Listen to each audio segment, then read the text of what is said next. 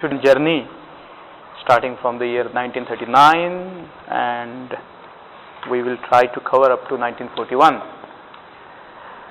But meanwhile, I would like to bring to your notice one very important episode that we have neglected in the previous 3 years. And that episode was when Dr. Ambedkar took the oath of the office on June 19, 1937. He did not vow in the name of the Gita. He declined or rejected to take the oath in the name of Gita, but rather he took the oath in a very dignified manner without resorting to any religious book or any religious symbol of Hinduism then. So we have seen that period of 1937,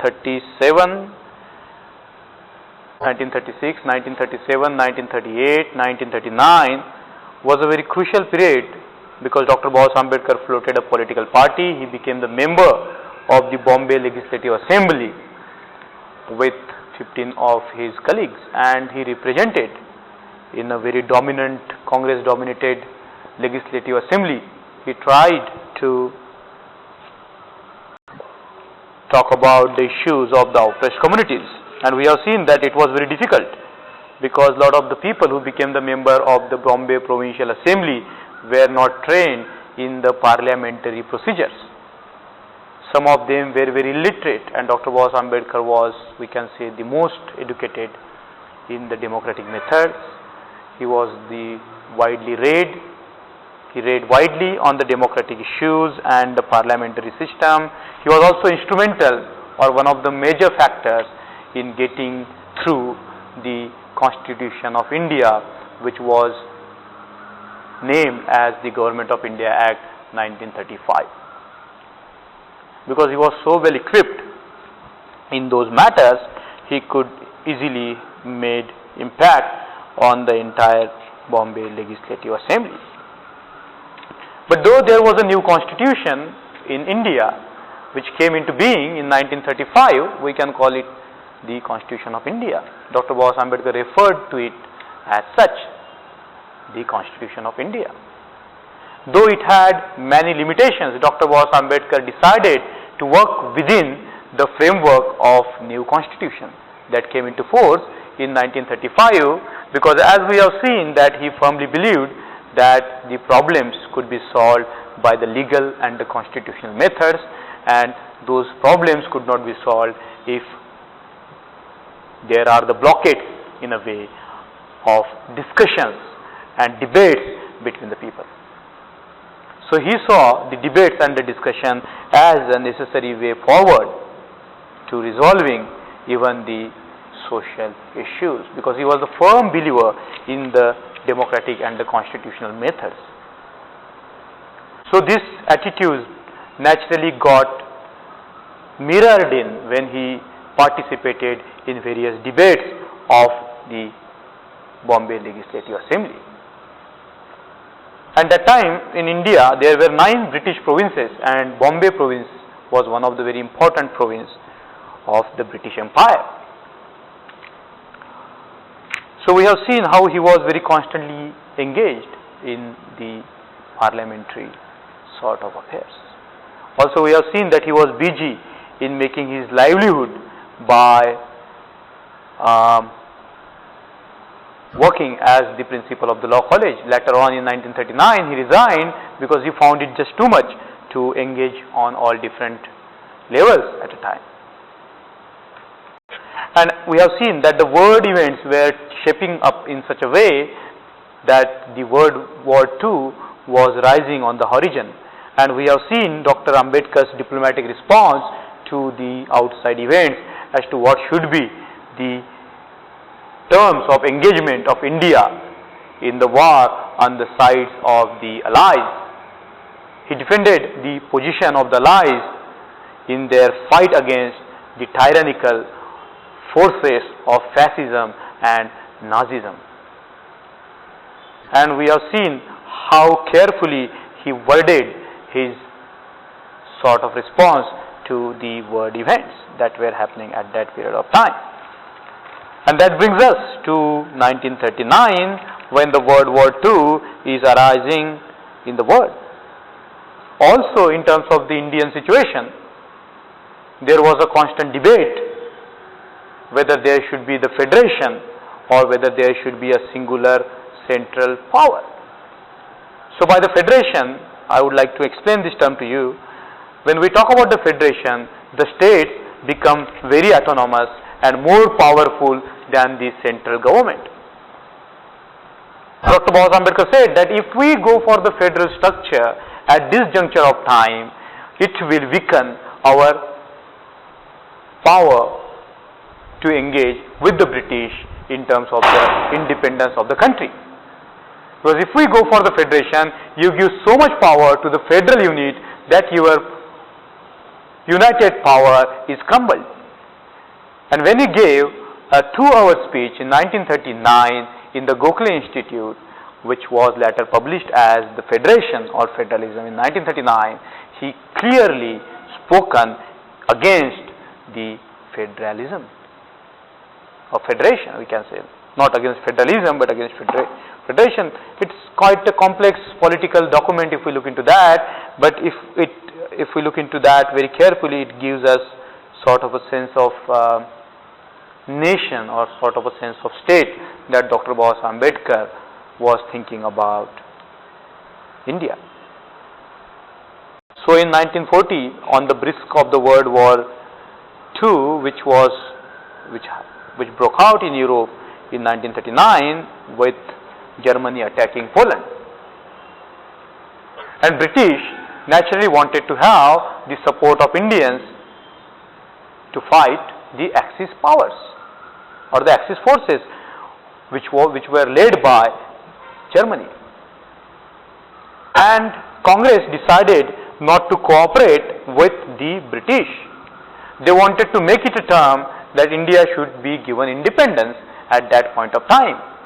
And Dr. Ambedkar found that kind of a demand at that point of time in the late 1930s to have the complete independence a very dangerous idea, because that would have meant that India would not have the army. That means that India would have a very weakened military power, and it would be difficult to defend India against the Axis forces. And when the British government did not accede to the idea of the Congress, the Congress party decided to resign, decided to not take part in the democratic process that ensued after 1937 elections. And only after 2 years, the Congress government resigned and Jinnah became very happy. And Jinnah celebrated that day when the Congress party resigned as the day of deliverance. And Baba Ambedkar mentioned that it was indeed a day of deliverance because he found the Congress rule very tyrannical. There were more atrocities committed against the Dalits. There was a lot of corruption, and the Congress governments were not efficient. So Dr. Baba Ambedkar said that the Jinnah has celebrated the day of deliverance. In fact, he said that he would have liked to be the man to take credit to celebrate the day of deliverance, and he joined that day as the day of deliverance. So in 1939, the whole direction of Baba Saheb's politics was very clear. So when in 1940, Lord Linlithgow interviewed 52 Indian leaders in order to talk about the future of Indian governance, the future of Indian politics, the future of India as a state, as a nation state. He interviewed Dr. Ambedkar, he interviewed Savarkar, he interviewed Mehta, so on and so forth. Lord Linlithgow, because the British government wanted to engage with the Indian leaders, so as to get their much needed support for the war against the Axis forces. So when Lord Linlithgow interviewed Dr. Baba Ambedkar, Baba Saheb Ambedkar very clearly registered his dissatisfaction.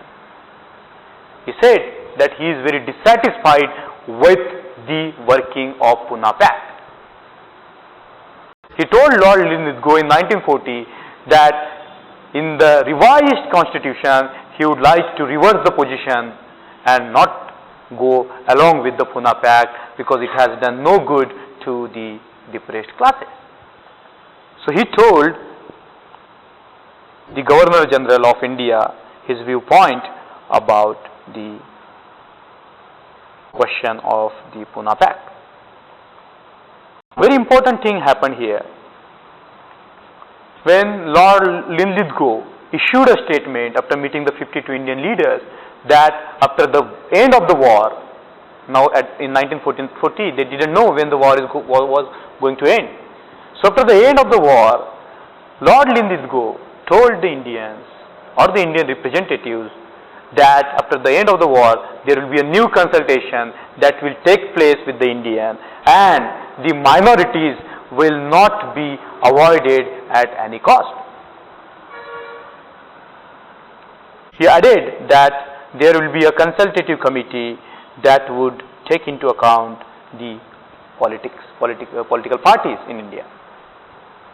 This period is very crucial to understand the politics of that period, because we can understand how Dr. Baba Ambedkar evolved and consolidated his position against the very caste Hindus who were very staunch defenders of the caste.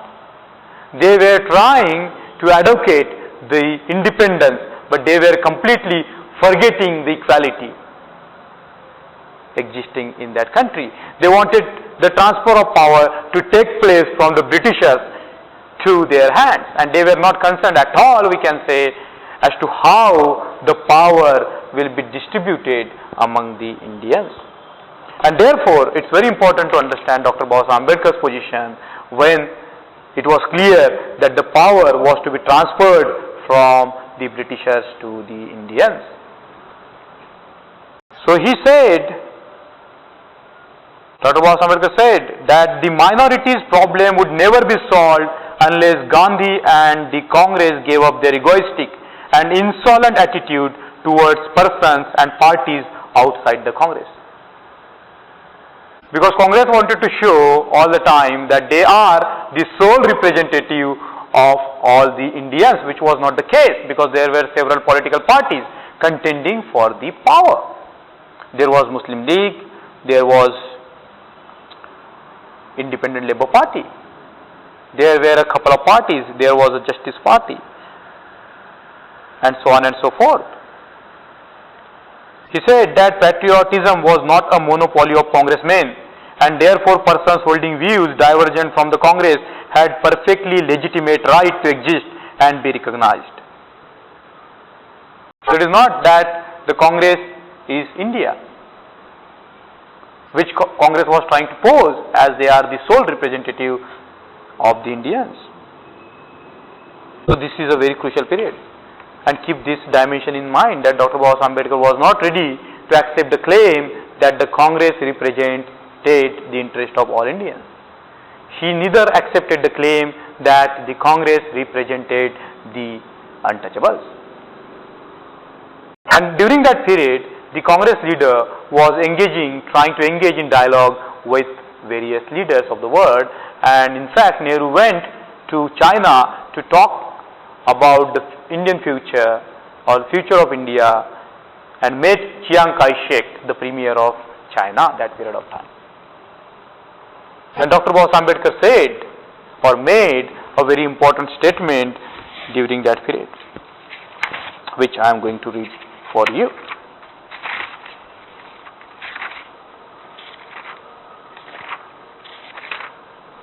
He said that Chiang Kai-shek has mentioned about the Indian independence, without even talking of major blockades to India's freedom.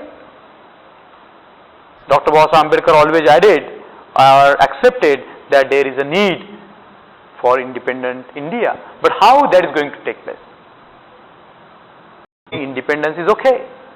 That's the legitimate demand which was accepted even by the British in 1917, that the Indians will be given right to rule themselves progressively and gradually. But how that was going to take place was the most important question than mere demanding the independence. And Dr. Ambedkar was more focused on how India will be independent and how the power will be transferred to the Indians, which means all the Indians, not just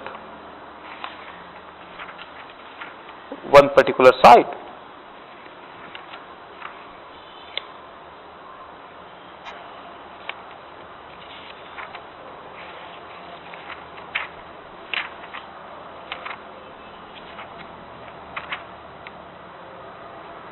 So he was very critical of mere talk of independence, and he favored the process as to how the independence can be sought. So he criticized the meeting between Nehru and Chiang Kai-shek that took place in 1939, and we have seen in 1940 Dr. Ambedkar made his position clear with respect to the Pune Pact, that in the revised constitution he would like to see that the Pune Pact is reversed. And also Dr. Ambedkar made it clear that the demand of the minority or the need of the minority must be taken into account when the power will be transferred to the Indians. I am repeating this all the time because these facts are very important for us to keep in mind. Naturally, the proposal of the Lean Let Go of Governor of General was not accepted by the Congress, because Congress was very eager to get the political power. How to get that political power was not an important question for them. And at the same time, in the 1939, if we look at the Muslim scenario of that period, the idea of Pakistan was taking shape. So in 1939, Rahmat Ali and other Muslims came up with the idea of Pakistan. Jinnah supported that idea. The famous poet Muhammad Iqbal also came to support the idea of Pakistan. And Dr. Baba's mind, which was very tuned with the contemporary event, understood the gravity of the situation as to how the partition of India or the creation of Pakistan is going to affect the total political body of this country. So in 1940, Dr. Ambedkar wrote a very important book titled as Thoughts on Pakistan or Partition of India. So the first edition of that book came in 1940, because the Muslim League and the Muslim leaders were talking about the Pakistan. In that book, Dr. Ambedkar elaborated the history of the emergence of this kind of a view that the Muslims are the separate nation. And he wrote this book so clearly, taking into account various facts, that this book became so famous that it was used as a textbook not only by Jinnah, not only by even the British, but even Gandhi used it as a textbook on the Pakistan problem.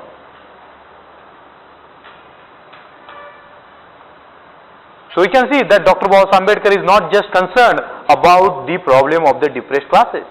Of course, he is very much concerned about the problems of the depressed classes. It was the problem that he wanted to solve. But he was not cut off from the other problems which would have direct impact not only on the untouchables but on the Indians in general. And we have seen what had happened as a result of the partition of India. Also in the late 1930s saw a meeting between Dr. Ambedkar and Nehru. That was the first meeting between Dr. Ambedkar and Nehru, where Dr. Ambedkar jokingly called Nehru as the fourth standard boy. He compared intelligence of Nehru as the fourth standard boy.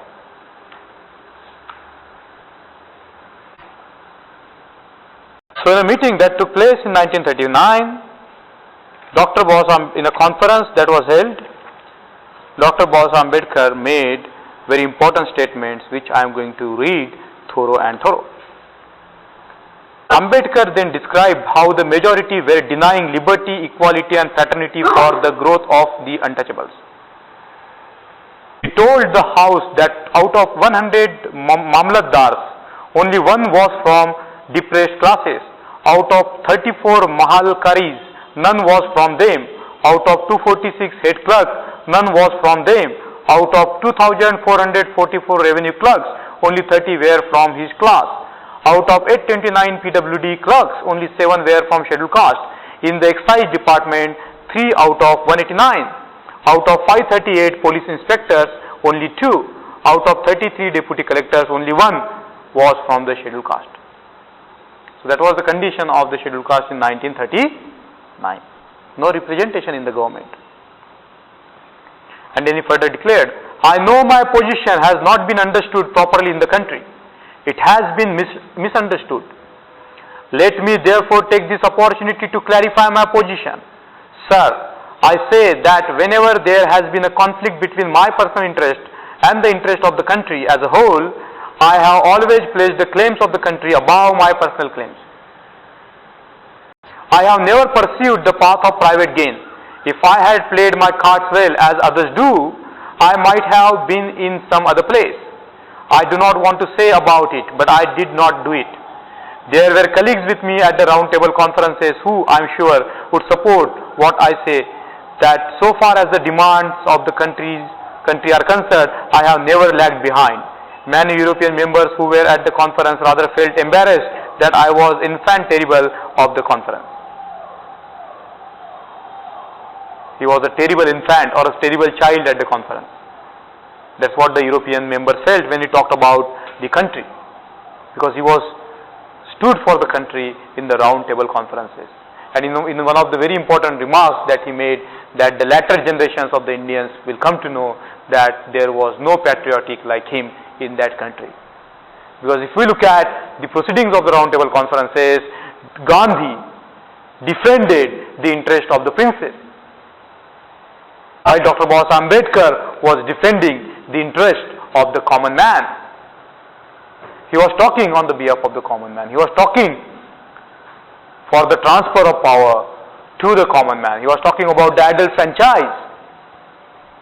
He was talking about giving the right to all Indians to vote, while while Gandhi wanted to seize that power when he favored the princes. When he told to the round table conferences that the princes should have the power to decide the future of the princely states, not the common masses living in those particular princely states. And there were 563 princely states in India.